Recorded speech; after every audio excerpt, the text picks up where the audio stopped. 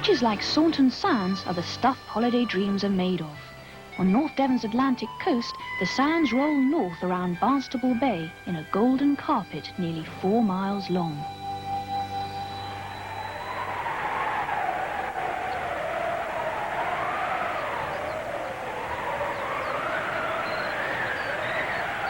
In many places round the British Isles, the sand has been blown inland to form long lines of dunes.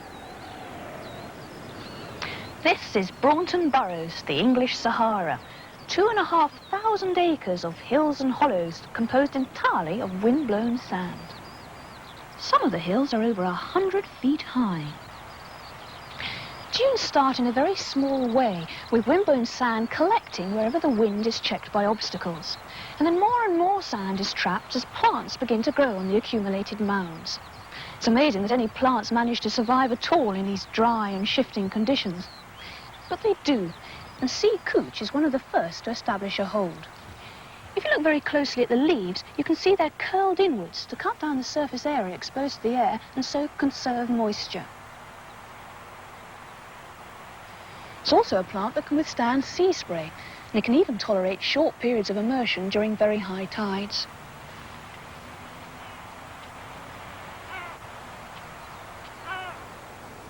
Sea couch never grows very tall, and so the dunes it binds together are quite low. But this plant, marram grass, gives rise to much larger hills. It can withstand massive accumulation of sand around its stems, up to 3 feet a year, and so it's the main plant on the dunes. And the feature which has really made it a successful colonizer are its very long roots, up to 20 feet in length, which bind the shifting sands and stabilize the dunes. But despite its long roots, its hold is a fragile one. It doesn't take much to punch a hole and cause massive erosion.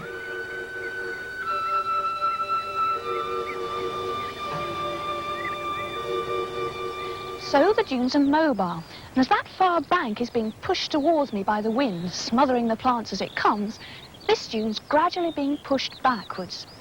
And it's here that tough plants like sand sedge start the long, slow process of recolonisation. Linked together by their strong roots, it looks as though it's marching up the dunes. And it's not only the soldier-like sand sedge which can cope with the shifting conditions.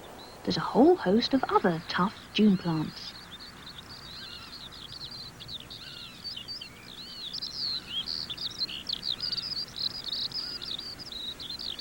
Apart from the hazards of sand movement and salt spray, plants on dunes face an almost constant shortage of fresh water. Sand can't store much moisture near the surface, and so to survive here, plants need a well-developed root system to reach the water deep down. Most of that moisture comes from dew, which because of the extreme temperatures and damp sea winds is heavy on the dunes, bringing what would otherwise be a barren desert to life.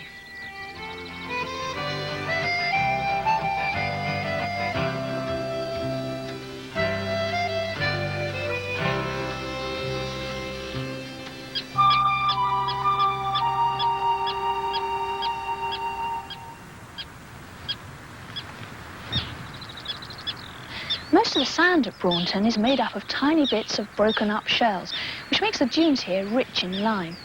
And that means the next wave of colonisers are plants which are more typical of chalk and limestone country.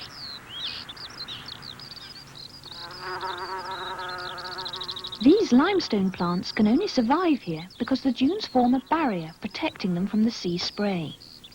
Rain has gradually washed out the salt from the soil, allowing a wide range of species to grow.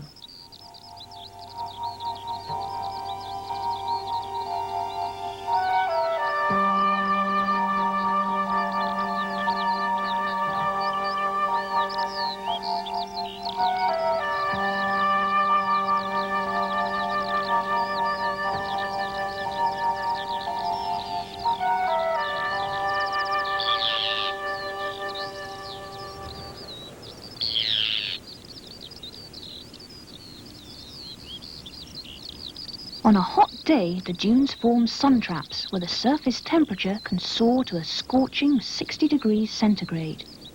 Yet even here, animals manage to survive. Among them, snails, which to escape the heat on the surface of the sand, climb up the stems of marram grass to make the most of the cooling breeze.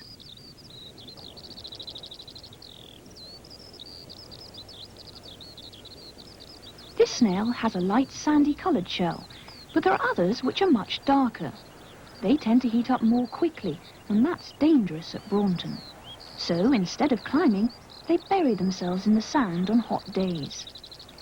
The temperature below the surface is far cooler, and the snail makes itself completely airtight, so conserving moisture using its operculum, a clever device of slime and elastic skin. The first warm days of spring bring out sunbathers like the common lizard.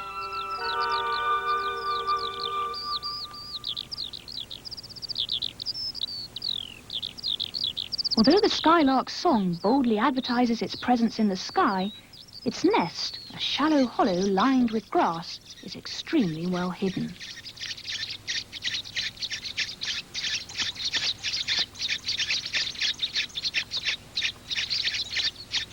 The young are fed mainly on insects, and the parent bird, after cleaning the nest of droppings, checks that no danger threatens before leaving.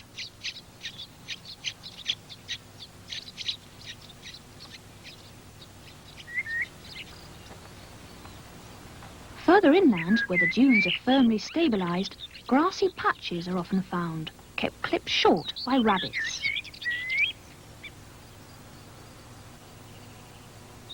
If it wasn't for their constant nibbling in these areas, the dunes would soon be covered with scrub plants, but instead, carpets of thyme adorn the close-cropped turf.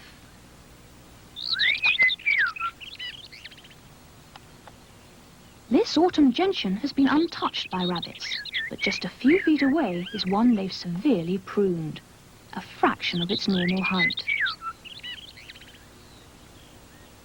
With the rabbits acting as mini lawnmowers, the grassland typical of limestone areas develops with a wide variety of plants.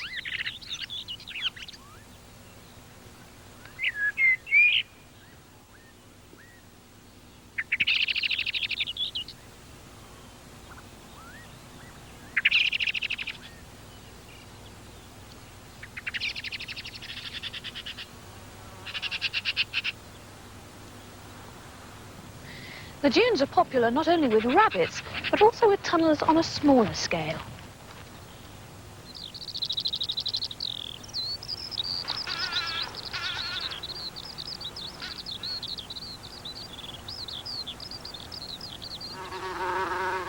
Bumblebees usually make their nests in ready-made holes vacated by field mice, voles or other small animals. Inside there are cells of wax, which either hold eggs and larvae or a mixture of pollen and honey on which the larvae and the bees feed.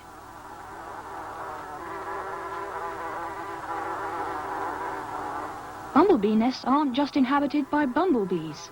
There are numerous parasites and also other small insects like these mites, which actually help to keep the nest clean.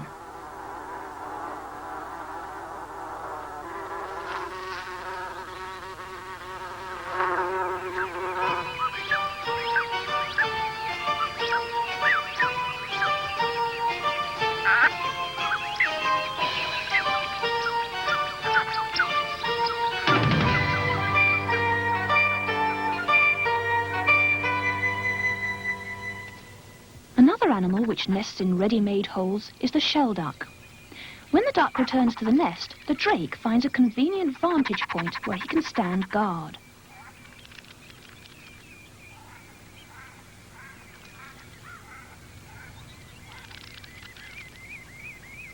Throughout the 28 to 30-day incubation period, the drake stays within sight of the nest, ready to warn his mate of any approaching danger. Twice a day, when it's safe, he calls her off to feed. But it's when the eggs hatch that the drake's vigilance is most vital.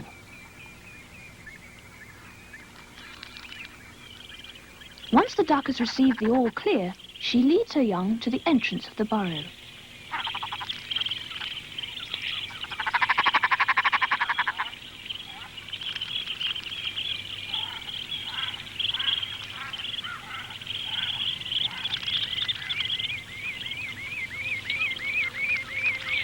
The young, which may have hatched up to 24 hours earlier, have been drying out and resting to prepare themselves for what is perhaps the toughest journey of their lives.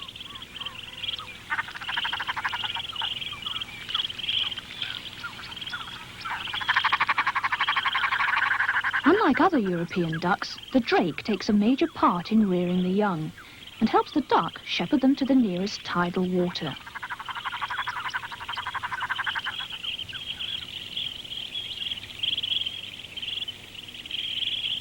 The parents are constantly on the lookout for predators on the ground and in the air.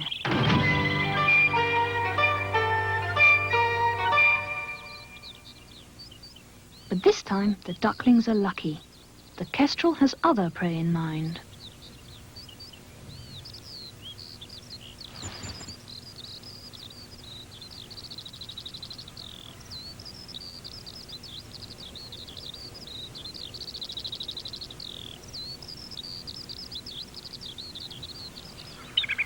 So the shell-duck family is left in peace, having reached the comparative safety of the estuary.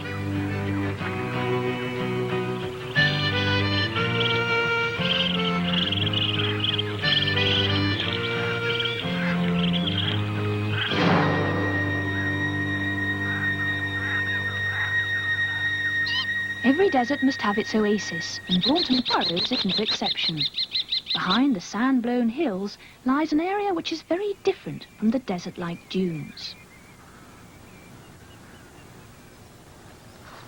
These damp areas are known as dune slacks, and although there's not much water here at the moment, in winter it will be totally flooded. The water's fresh, not salt, because slacks occur where the hollows reach down to the water table. The wetness slows down the movement of sand, and the resulting stability and dampness means the slacks are covered with rushes, mosses, and other water-loving plants.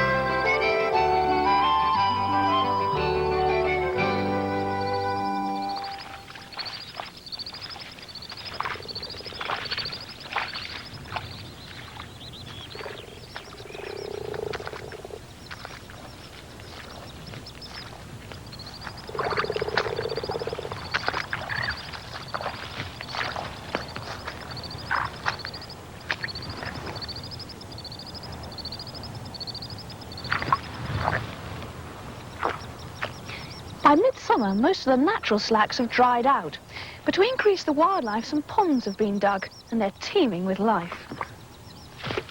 One dip of the net produces a wide range of creatures. Most of them are the larvae of airborne insects or semi-aquatic animals, but this is one of the fiercer underwater predators, the water scorpion.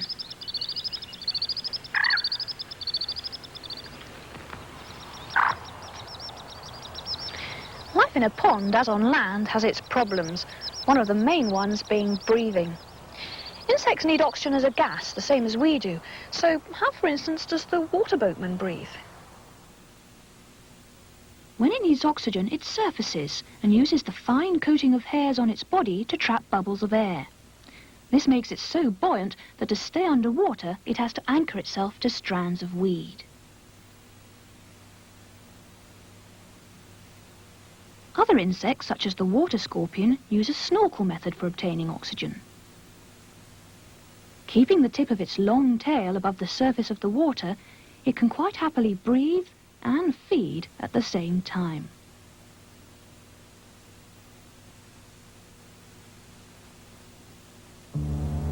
The palmate newt is a relative of the frog and well adapted to aquatic life. The name palmate describes the unusual webbing on the hind feet of the male. During courtship, the male has to decide when to continue making advances to the female and when to breathe. Courtship is very active, starting with the male facing the female. His tail-waving display sends sight, smell and touch signals to the female.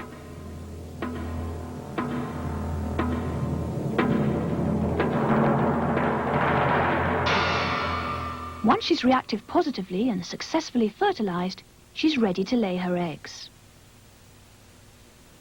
Each female lays 300 to 400 eggs, which are laid singly and are often wrapped in a leaf to protect them against their various enemies.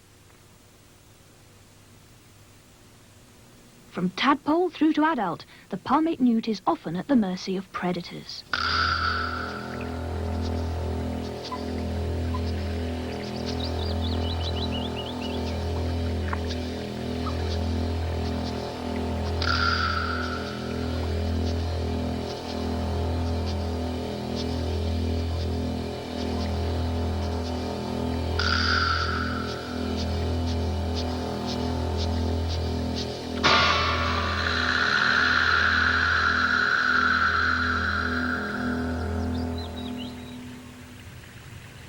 Some predators, like the dragonfly, are dazzling beauties.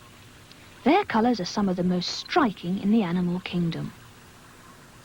The males use their colour in territorial defence as a warning to other males, and as an attraction to the dowdier females who are soon in search of places in which to lay their eggs. It's hard to believe that these darting jewels were once dragonfly and damselfly nymphs, the ugly underwater tyrants of the pond world.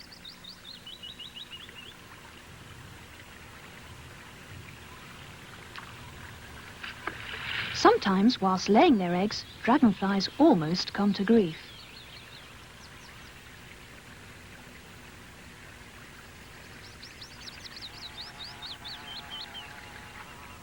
In the scrubby area around the slacks and ponds, the main plant is creeping willow, or dwarf sallow as it's sometimes known.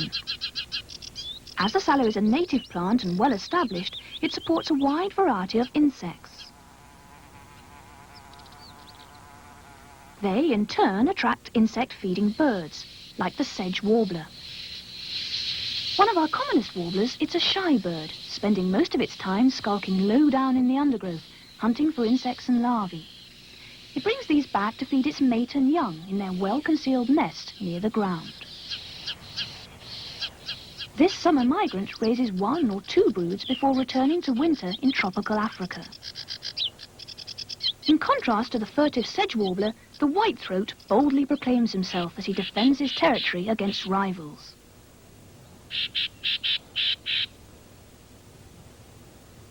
The stonechat gets its name from its call, which resembles the click of 2 pebbles being knocked together.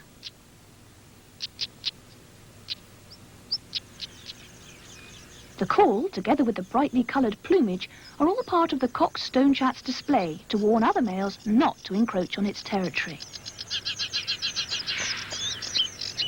This territorial defence ensures that other stonechats don't poach the supply of insects which are needed to feed the hungry young.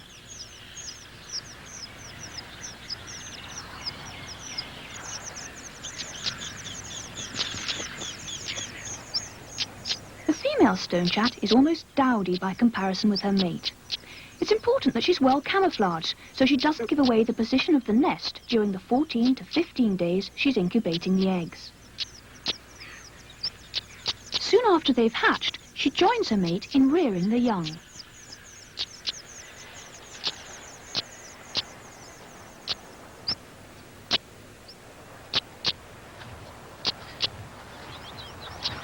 If you're a bug hunter like the stonechat, then these creeping willow offer plenty of surprises.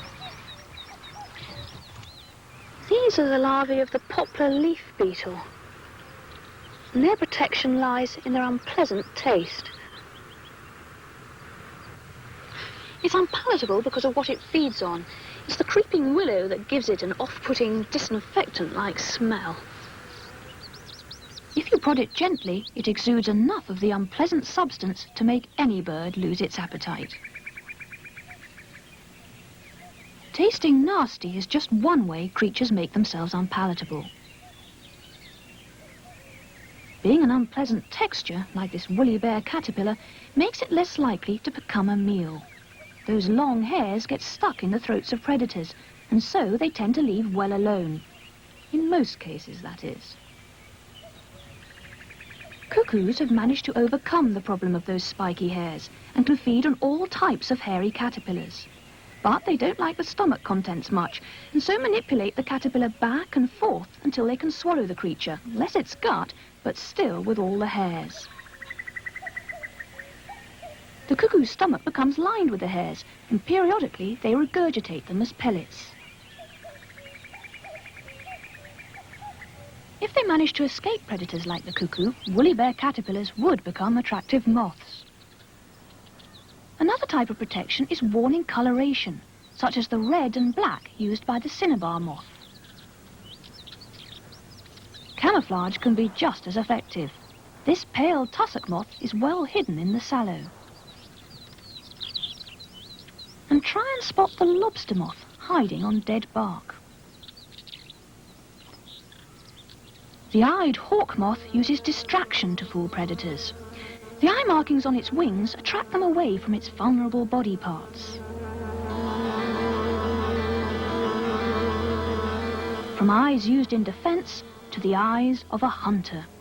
The barn owl, with its soft downy feathers, is perfectly equipped for silent flying. As with moth-like flight, it quarters the dunes at dusk, searching for an unwary vole or mouse.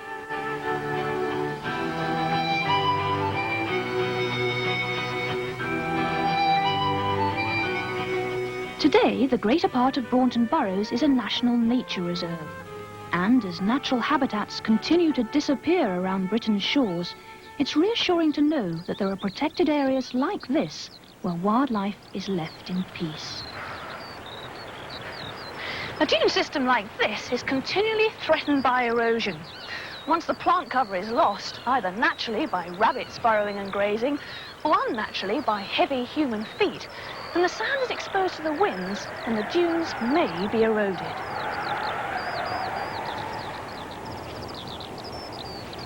This, then, is the world of the dunes, where the sun is hot, the spray is salt, and the sand is always on the move.